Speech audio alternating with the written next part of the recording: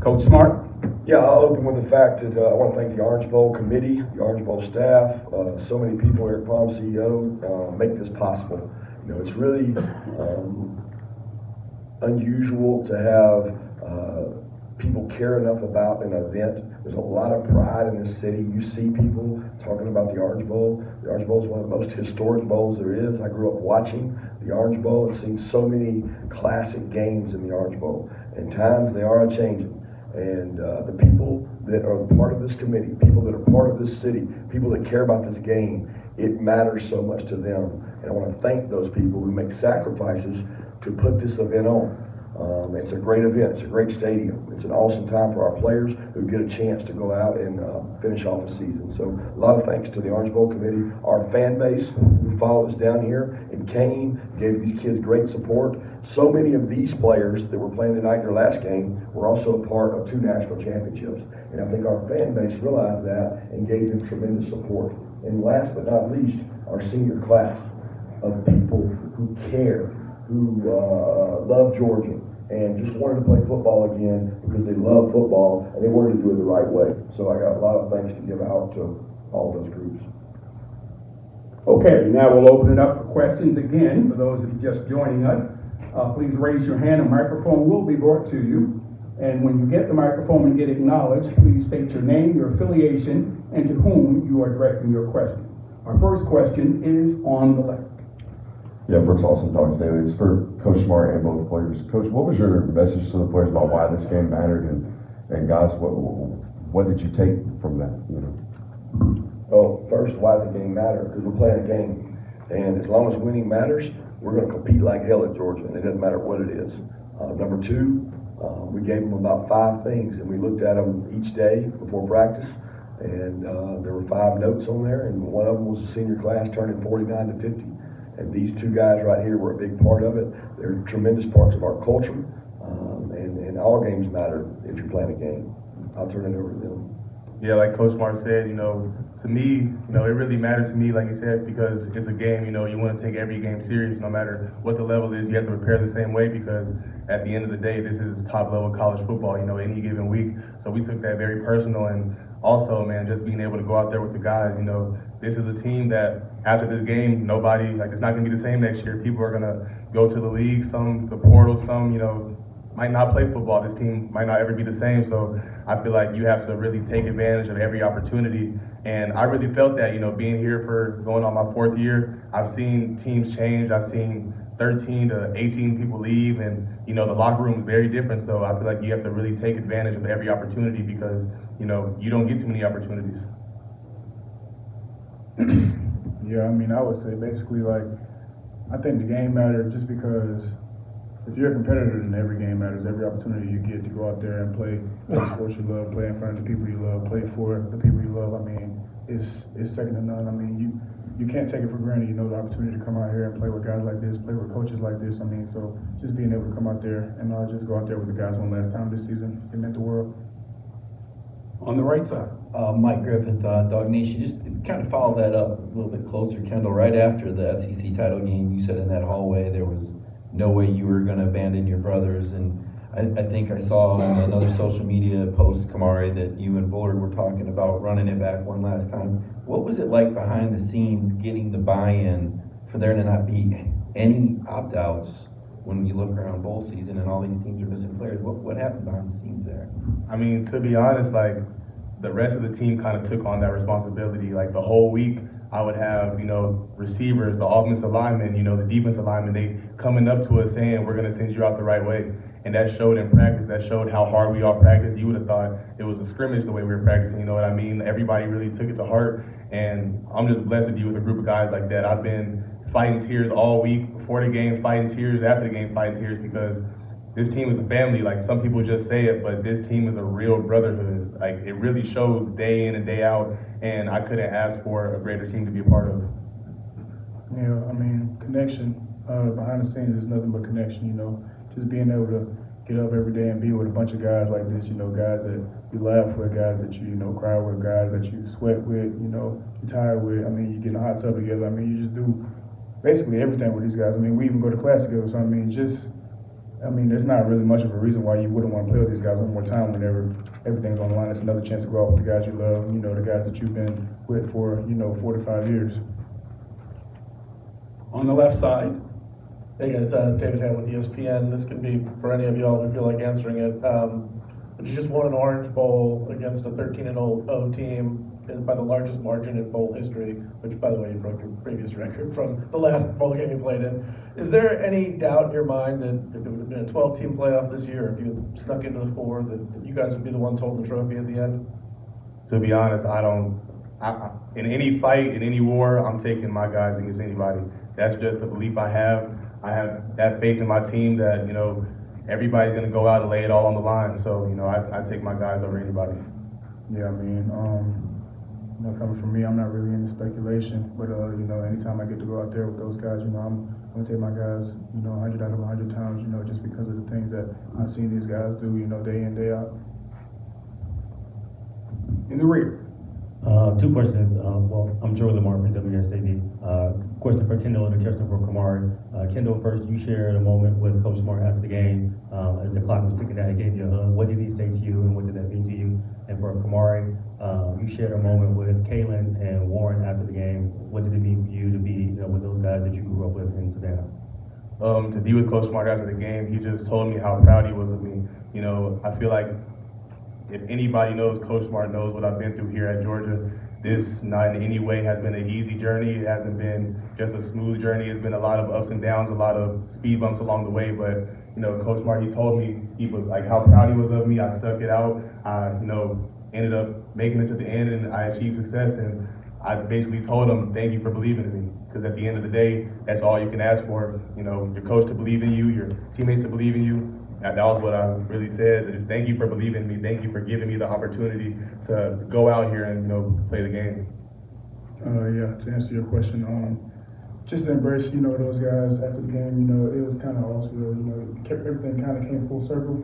We're just 3 kids from Savannah, Georgia, and Kayla and I, we was on the same Little League team, Savannah Stars. So, just for us to be able to play against each other, basically on one of the biggest stages in all of college football. I mean, it's just a testament, for each one of our, all our hard work and stuff like that. So just being able to, have a moment where we're just, able to just take everything in and just see, everything around us, it definitely meant a lot.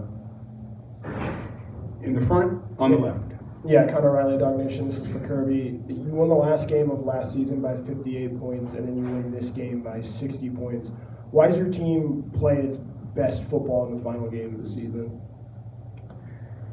I don't know. I certainly think that we get better as the year goes. There's a culture on our place of work ethic that the job's not done. I think a lot of coaches relax at the end of the year, and they kind of just, they say, well, this game doesn't matter, or this game is not important, and there's nothing that's not going to be important at our place. There's not going to be a day that we walk out on that field that Kamari Lassiter's not walking through. It's not important. That Kendall Milton's not doing blitz pickup. That it's not important. And I think that standard has translated into success, and I think that's a big part of the culture that's been created. On the left, second row. Kirby, you guys didn't score on the first drive of the game, but then every drive in the first half, and then Gunnar comes in and you guys keep it going. How important was it, halftime to kind of send that message, and what did you think of how Gunnar played? I was really pleased. He's a kid that didn't get a lot of reps during the year in terms of game reps. Brock got most of those. And I told the team at halftime, I said, look, guys, we're going to go out there and all the starters are going to play. It's going to be the one offense, and Gunner's going in. We're going to let him play. Call the game and let him go execute and play because he deserves an opportunity to play. And the only way you get better at that position is to go play meaningful minutes and get time. And I thought it was big for him to go in. I thought Mike called a good game for him, and he made some really good decisions. And we think he can be a really good player. So I was very pleased with Gunner. So Coach Smart, you obviously recruit all these guys, and some of them probably know they're not going to get to play that much. So when you see a guy like Jackson Muschamp get the 14 yards and everybody goes crazy, and some of the other guys who got a chance to play and score today, how much does that mean to you? Is it rewarding to you to get to see that and just the way the sideline reacts? Oh, yeah. I mean, the whole sideline went nuts because Jackson's been doing that. We had to run a lot of gun runs this year, quarterback runs, and we didn't really have a natural quarterback run guy. So Colin and Jackson had to run the ball all the time, and I tell Coach Muschamp all the time, he's a lot better athlete than Coach Muschamp ever was.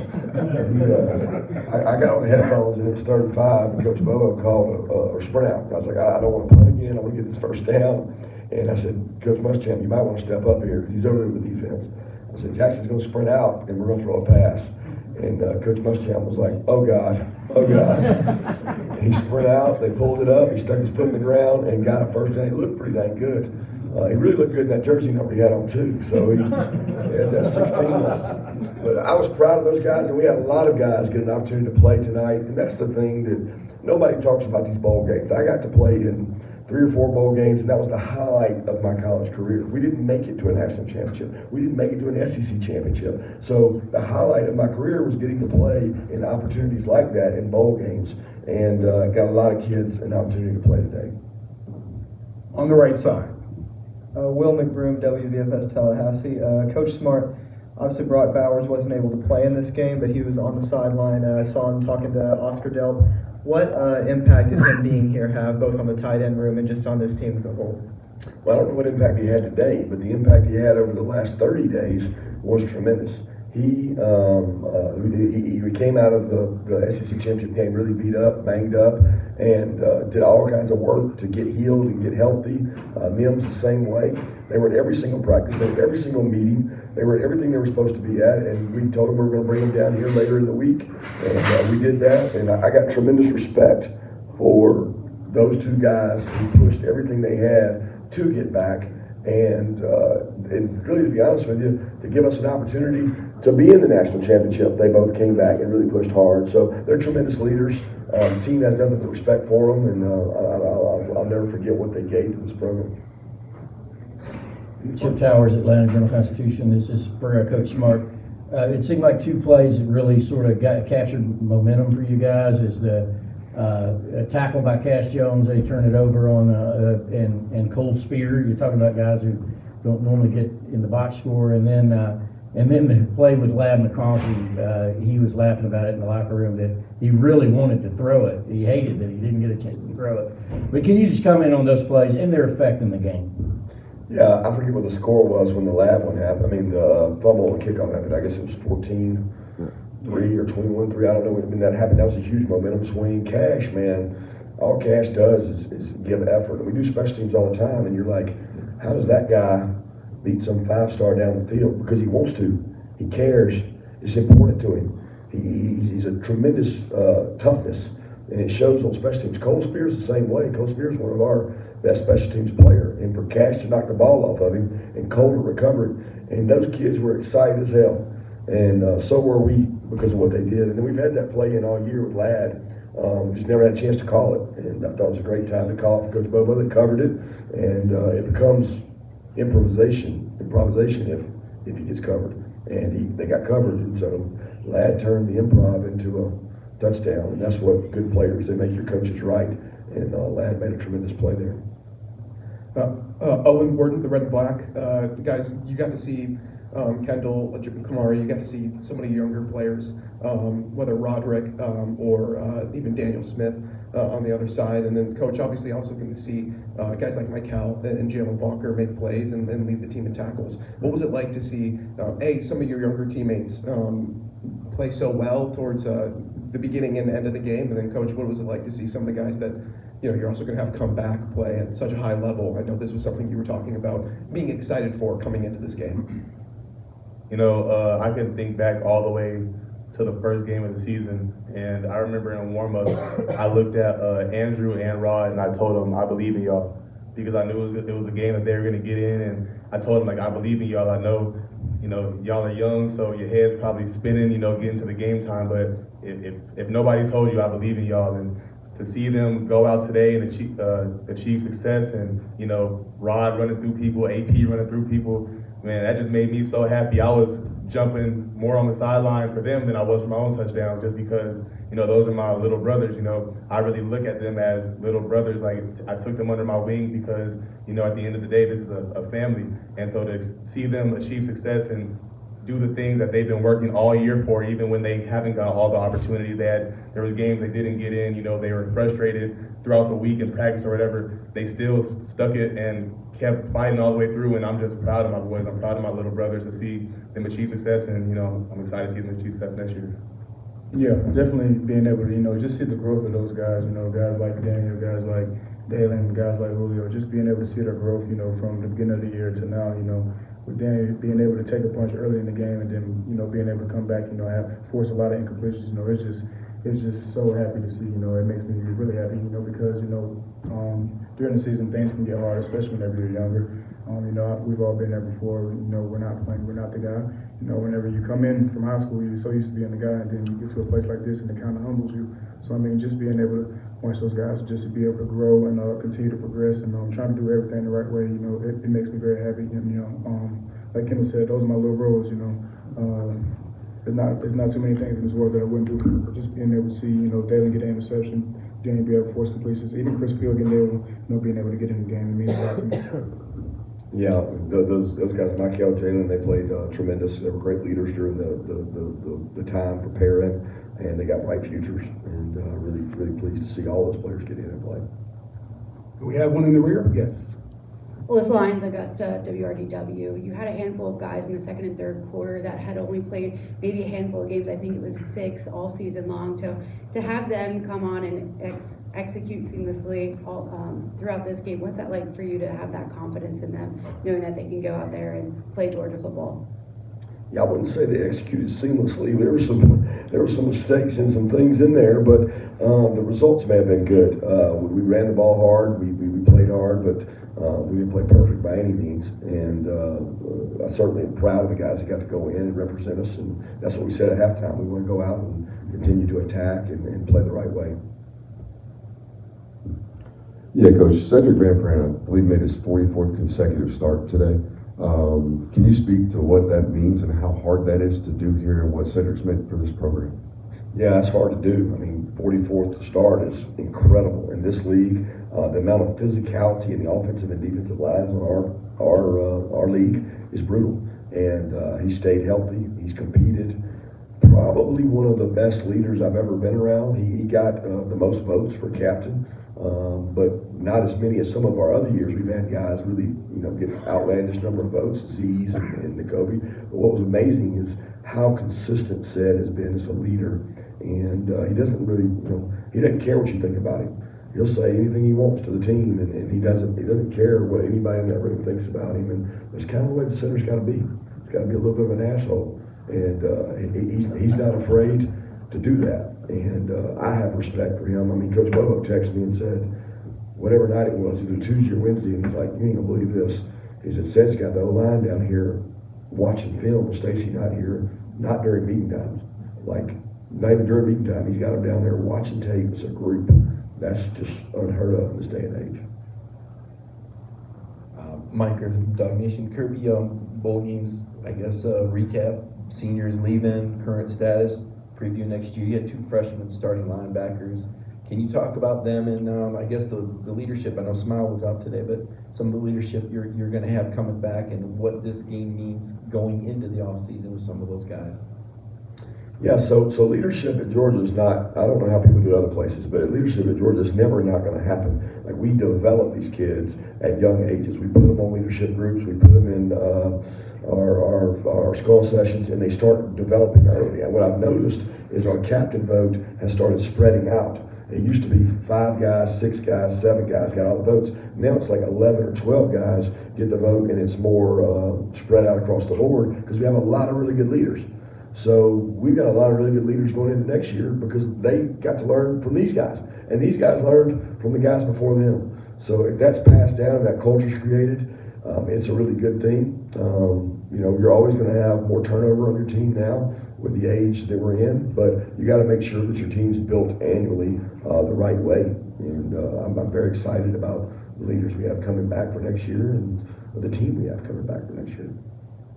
This is the first of our final 2 questions on the left. For both the players, you guys talked about the importance of having everybody play and sending seniors out on the right note and getting to play with your teammates one last time. That obviously was not true of the opponent. I'm wondering if there was any sort of frustration on your end that you gave them your best shot and didn't necessarily get their best shot. One thing that I learned earlier on in college is you can only control what you can control. You can't control what other people are doing, what other people are saying. All you can control is how you approach every day and, just how you handle things on your end. And I feel like that was the mindset our team had. We weren't worried about, what other people were saying, what was happening on the other side. We just knew that this was our last game together, so we, took it serious as such. Yeah, I mean, the way I see it is, I'm just happy to see whoever's across from me. I don't care who it is, honestly. I mean, it could be Coach Smart. I don't care. As long as they can play somebody. He means that. He means that too. It really doesn't matter. So just being able to, just knowing I have 11 or 10 guys behind me, and then just knowing that there's 11 guys that I get to play against, it doesn't really matter who it is. And I just love the game so much, and I just like being able to compete. So whoever's out there, I'm gonna give my best shot regardless. Let me say something on that, because you didn't ask me that question. And maybe I'm wrong here, and maybe this will be a bad soundbite. But people need to see what happened tonight, and they need to fix this. It needs to be fixed. It's very unfortunate that they, who has a good football team and a good football program, are in the position they're in. And everybody can say it's their fault, and it's all their own problem. All right? And everybody can say that we had our guys and they didn't have their guys. I can listen to all that. But college football has got to decide what they want. And I know things are changing. And I think things are going to change next year. And you know what? There's going to still be bowl games outside of those. People got to decide what they want and what they really want to get out of it. Because it's really unfortunate for those kids on that sideline that had to play in that game that didn't have their full arsenal. And it affected the game 100%. Our final question. Janier Cooper, WALB. Kirby, I know Dejon Esbert hasn't announced what he's going to do next, but if he never suits up in the red and black again, can you just talk about the player he is and how it was to coach him? Well, he's quiet. Kendall will tell you that. You can't get Dejon to say nothing. And he's from Colquitt County, which used to beat up on me in high school all the time. So every time I see him, I talk to him, I love on him, hug his neck, and he's become such a great person. He's one semester away from graduating. So proud of who Dejon is and what he's grown to be. I mean, here he is, a kid that wasn't even that heavily recruited. We took the kid because we knew he was tough as hell. He would work hard, and he had a tremendous season for us to really help us. Before we break, I want to say something about these two guys. Kendall has meant a lot to this program. He's given so much. He's been through a lot. He said that. I still remember going all the way to California, being in his house, seeing him and his parents, and he sacrificed a ton to make this program a better place, and he's worked his tail off. So I thank you, Kendall, publicly for what you've done. And I want to tell this story on Kamari because it shouldn't go unnoticed. Kamari Lassiter had a 1-2 grade, first, second round grade, and Kamari had to make a tough decision, like all these other people. And I called Kamari in and I talked to him, and I told him, Kamari, you should come out for the draft. That's my opinion. You're one of the top corners in the draft. You got to make that decision. Okay, that's one decision. Then the second decision is you got to decide if you want to play this bowl game. I don't know that you got a lot to gain in this bowl game, Kamari, but I do know who you are, and I do know how you practice, and I do know how you lead, but I'm not going to be disappointed in anything you decide. He came back about 3 or 4 days later, and I met with him and his mom and talked to him, and fully expected him not to play in this game. He called me 2 days later, said, Coach, I can't do it. I can't do it. I'm sitting out over there coaching. I can't do it. I want to be out there. I want to play with my guys. And I think he did it against his mother's will, to be honest. Now, I don't know that, but I think he did it against his mother's will because that's who he is. So all these teams that go shopping, this dude right here wants to play football. That's all he cares about is playing football and his teammates. He ain't worried about the next thing and all that. He said, I want to play football. And he played football for the University of Georgia. And he did it when he didn't have to do it. And that's what's different at this place than a lot of other places. Thank you. Thank you so much, Coach Smart, Kendall, Kamari.